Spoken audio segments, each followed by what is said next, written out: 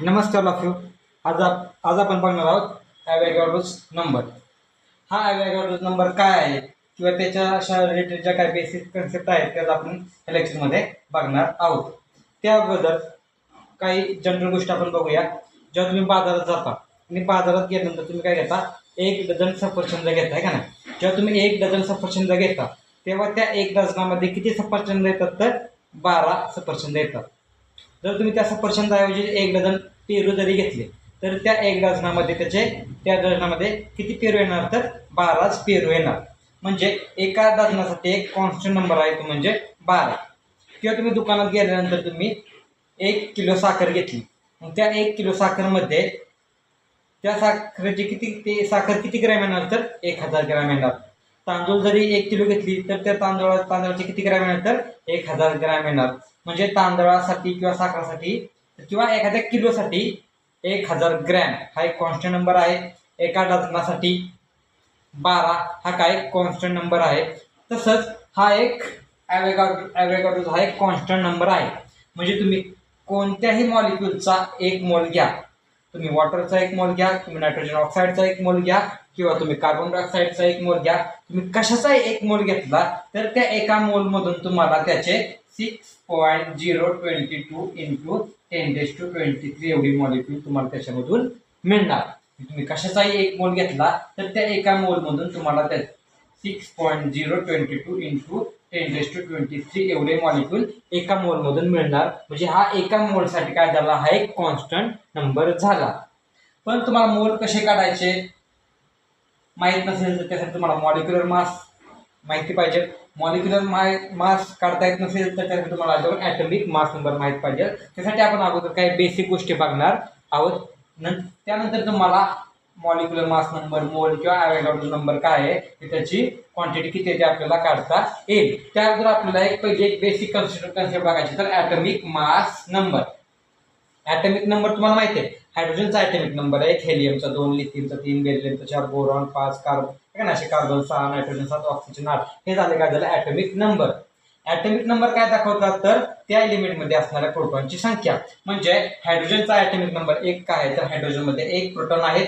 हेलियमचा atomic number 2 काय, हा mass number नाही, हे आहेत मास नंबर. आपण जनरल बघतोय की ॲटॉमिक नंबर काय दाखवतो, तर त्या एलिमेंटमध्ये असणाऱ्या प्रोटॉनची संख्या. हायड्रोजनचा ॲटॉमिक नंबर 1 म्हणजे हायड्रोजनमध्ये 1 प्रोटॉन आहेत. हेलियमचा 2 म्हणजे हेलियममध्ये 2 प्रोटॉन आहेत.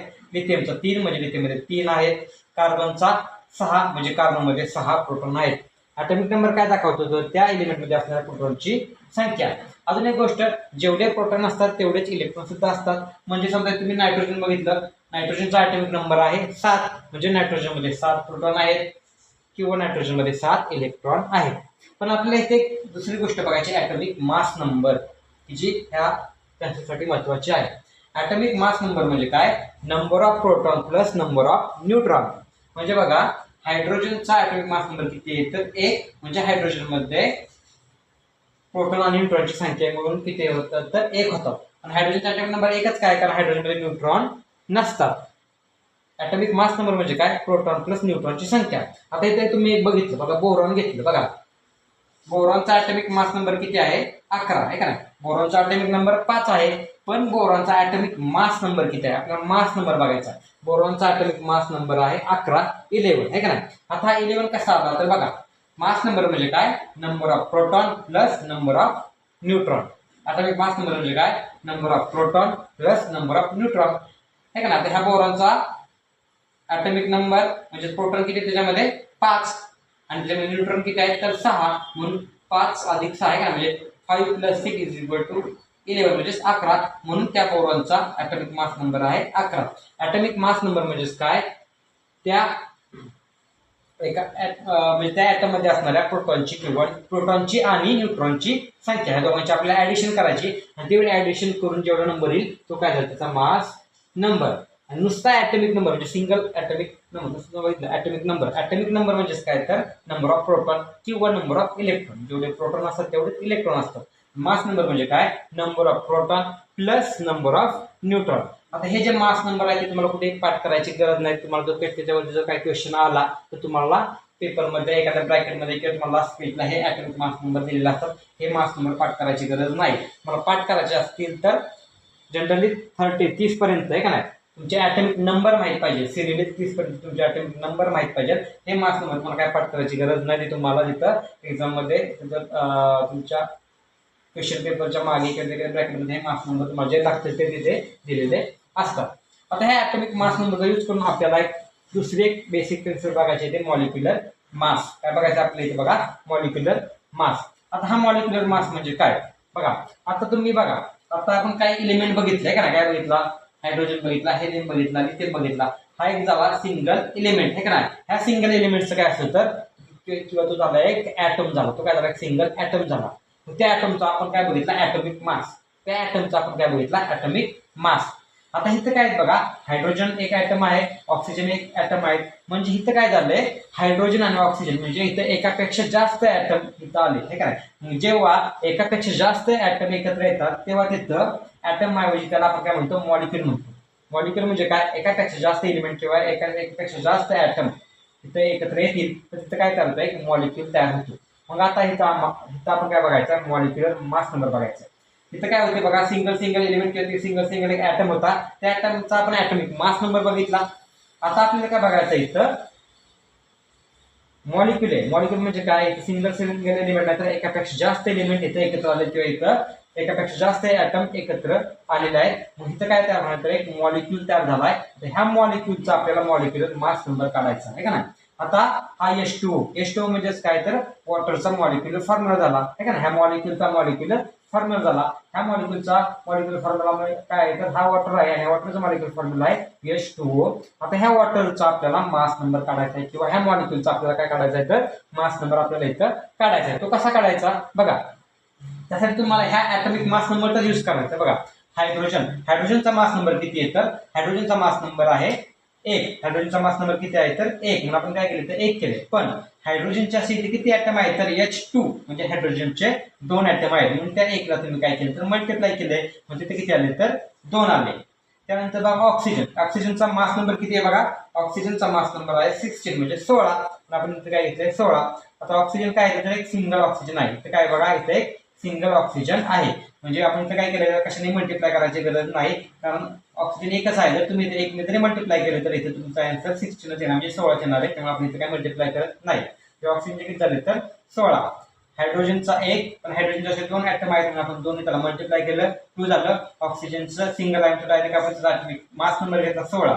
आता ह्या दोघांचा आपण ॲटॉमिक मास नंबर घेतल्यानंतर जो मॉलिक्यूल तयार झाला आपला H2O त्याचा टोटल काउंट आपल्याला इथे काढायचा आहे. 2 + 16 म्हणजे 2 + 16 ते झालं तर 18 डाल्टन. आपण मॉलिक्युलर मास नंबर डाल्टन मध्ये कमी होणे सुद्धा दाखवतो. म्हणजे वॉटरमध्ये किती मॉलिक्युल आहेत तर 18 डाल्टन. किती येतं त्याच्यामध्ये 18 डाल्टन मॉलिक्युल त्याच्यामध्ये आहेत किंवा म्यू सुद्धा आपण त्याला म्हणतो. हा काय झाला वॉटरचा म्हणजे ह्या मॉलिक्युलचा मास नंबर झाला. म्हणजे पाण्याचा किंवा त्या वॉटरचा किंवा H2O चा मास नंबर किती झाला 18 मास नंबर झाला. त्यावेळी तुम्हाला दुसरा एखादा कोणत्या दिला, समजा दिलं तुम्हाला कार्बन डायऑक्साईडचा मास नंबर काढा ठीक आहे ना. कार्बन डायऑक्साईडचा मॉलिक्युलर मास नंबर काढा. हा काय झाला कार्बन डायऑक्साईड हा काय झाला एक मॉलिक्युल झाला, कारण ह्याच्यामध्ये कार्बन प्लस ऑक्सिजन हे 2 वेगळे ॲटम आहेत आणि त्याच्यापासून एक मॉलिक्युल तयार झाला आहे. आता ह्या मॉलिक्युलचा आपल्याला मास नंबर काढायचा असेल तर काय घ्यावं लागणार, कार्बन किती आहे सिंगल एकच आहे, कार्बनचा किती आहे मास नंबर तर 12 प्लस ऑक्सिजनचा किती आहे बघा, मगाशी बघितलं आपण 60 हे का नाही. ऑक्सिजनचा किती 60, पण ऑक्सिजनचा असे किती आहेत तर 2 आहेत म्हणजे 16 × 2 किती झाले हे 32 प्लस हे 12 म्हणजे किती झाले त्याचे 44 डाल्टन. म्हणजे कार्बन डायऑक्साईडचा मॉलिक्युलर मास नंबर किती तर 44 डाल्टन किती आपण हे म्यूने सुद्धा म्हणतो. हे झाला मॉलिक्युलर मास नंबर काढण्याची पद्धत. त्यानंतरचे पुढचे कन्सेप्ट आहे मोल. काय तर एक मोल की जो अवोगाड्रो नंबरसाठी खूप महत्वाचा आहे. आता एक मोल म्हणजे काय बघा, आता आपण काय बघितलं हायड्रोजनचा मॉलिक्युलर मास नंबर किती आहे 18, कार्बन डायऑक्साईडचा मास नंबर किती आहे तर 44. म्हणजे एखाद्या मॉलिक्युलचा जो मास नंबर असेल, एखाद्या मॉलिक्युलचा जो मॉलिक्युलर मास नंबर असेल ठीक आहे ना, तेवढं ग्रॅम तुम्ही तो तेवढा मॉलिक्यूल घेतला म्हणजे तुम्ही त्याचा 1 मोल घेतला. तर एकदा बघा, एखाद्या मॉलिक्युलरचा जो मॉलिक्युलर मास नंबर आहे, एखाद्या मॉलिक्युलचा जो मॉलिक्युलर मास नंबर आहे तेवढे ग्रॅम तुम्ही तो मॉलिक्यूल घेतला म्हणजे तुम्ही त्याचा 1 मोल घेतला असे आपण म्हणतो. म्हणजे बघा, वॉटरचा म्हणजे पाण्याचा आहे मॉलिक्युलर मास नंबर आहे 18 म्हणजे 18. म्हणजे जेव्हा तुम्ही हे 18 ग्रॅम किंवा हे 18 ग्रॅम पाणी घेतात तेव्हा तुम्ही त्या पाण्याचा 1 मोल घेतला असे आपण म्हणतो. जर तुम्ही कार्बन डायऑक्साईड 44 ग्रॅम घेतलं, कारण हा कार्बन डायऑक्साईडचा मॉलिक्युलर मास नंबर आहे 44 म्हणजे 44. म्हणजे जेव्हा तुम्ही 44 ग्रॅम कार्बन डायऑक्साईड घेताल तेव्हा तुम्ही त्याचा 1 मोल घेतला असे आपण काय करू शकतो, म्हणू शकतो. बघा आपण एकदा बघा, मॉलिक्युलर 1 मोल म्हणजे काय, एखाद्या मॉलिक्युलचा जो मास नंबर आहे म्हणजे वॉटरसाठी झाला 18, कार्बन डायऑक्साईडसाठी झाला 44. ठीक आहे. म्हणजे जेव्हा तुम्ही 18 ग्रॅम पाणी घेताल तेव्हा तुम्ही त्या पाण्याचा 1 मोल घेतला. जेव्हा तुम्ही 44 ग्रॅम कार्बन डायऑक्साईड घेता तेव्हा तुम्ही त्या कार्बन डायऑक्साईडचा 1 मोल घेतला असे आपण म्हणू शकतो. जर तुम्ही आता बघा, हे पाण्याच्या संदर्भात आपण थोडं एक्झाम्पल कंटिन्यू करू. जेव्हा 18 ग्रॅम पाणी घेताल तेव्हा तुम्ही त्याचा 1 मोल घेतला. जेव्हा 36 ग्रॅम तुम्ही पाणी घेताल म्हणजे 18ची काय झाली तर दुप्पट झाली. म्हणजे ते एका मोलची पण काय करायची, दुप्पट करायची. म्हणजे तुम्ही त्या पाण्याचे किती मोल घेतले, 2 मोल घेतले. जेव्हा तुम्ही 54 ग्रॅम पाणी घेताल तेव्हा तुम्ही त्या पाण्याचे 3 मोल घेतले. 18 वेळी तुम्ही तर 90 ग्रॅम पाणी घेतलं, हे का नाही. म्हणजे तुम्ही त्याचा 1/2 म्हणजे 0.5 मोल तुम्ही काय घेतले, त्या पाण्याचे घेतले. 1 मोल म्हणजे काय, एखाद्या मॉलिक्युलचा जो मॉलिक्युलर मास नंबर आहे तेवढं ग्रॅम तुम्ही तेवढा तो मॉलिक्यूल घेतला म्हणजे तुम्ही त्याचा 1 मोल घेतला असं आपण काय करू शकतो, म्हणू शकतो.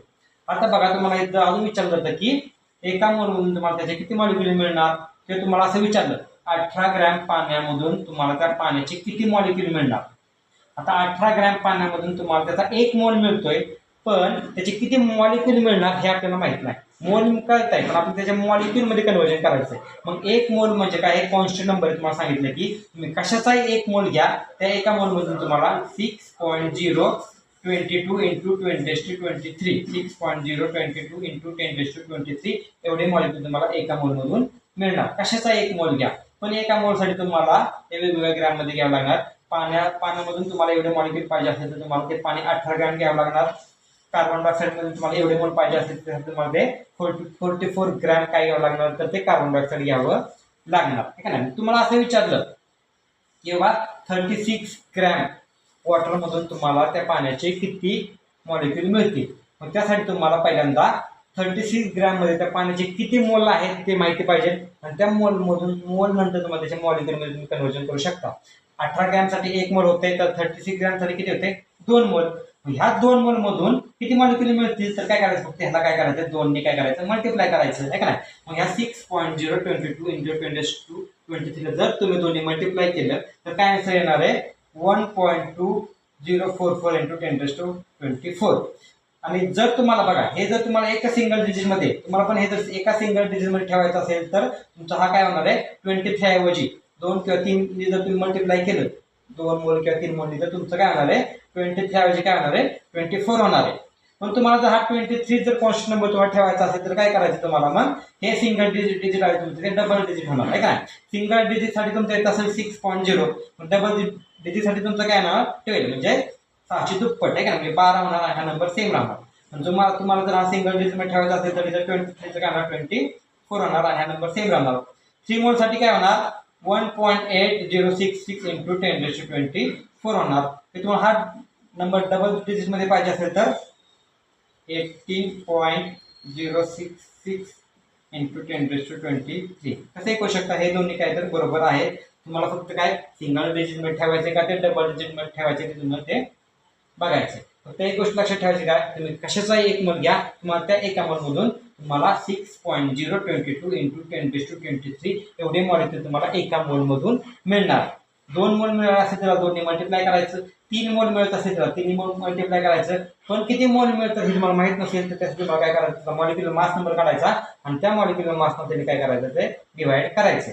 आता बघा, हे 54 ग्रॅम वॉटर मधून तुम्हाला पाण्याचे किती मोल मिळतील. बघा, 54 ग्रॅम वॉटर मधून तुम्हाला त्या पाण्याचे किती मोल मिळतील. मग आपण इथे 54 पहिल्यांदा लिहिलं, आता पाण्याचा मॉलिक्युलर मास नंबर किती आहे 18, ठीक आहे, तर 18 त्याचं काय का तुम्ही डिवायडेशन करायचं त्याला 3, म्हणून तुम्हाला काय मिळालंय 54 ग्रॅम पाण्याचे 3 मोल मिळाले.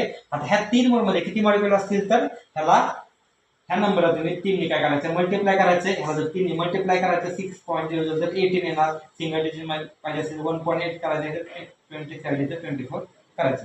अशा प्रकारे तुम्ही ॲव्होगाड्रो नंबर म्हणजे काय आहे हे कन्सेप्ट बघितलं. आणि हे बघितलं असताना तुम्ही मोल, मॉलिक्युलर मास किंवा ॲटॉमिक मास नंबर हे बघितलं, त्यासाठी तुम्ही काय करायचं परत ह्या गोष्टी बघा आणि हा नंबर पाठ होते का ते बघा आणि परत त्याच्यात तुम्हाला त्याचे किती मॉलिक्युल मिळतील हे सोडण्याचा प्रयत्न करा. थँक्यू.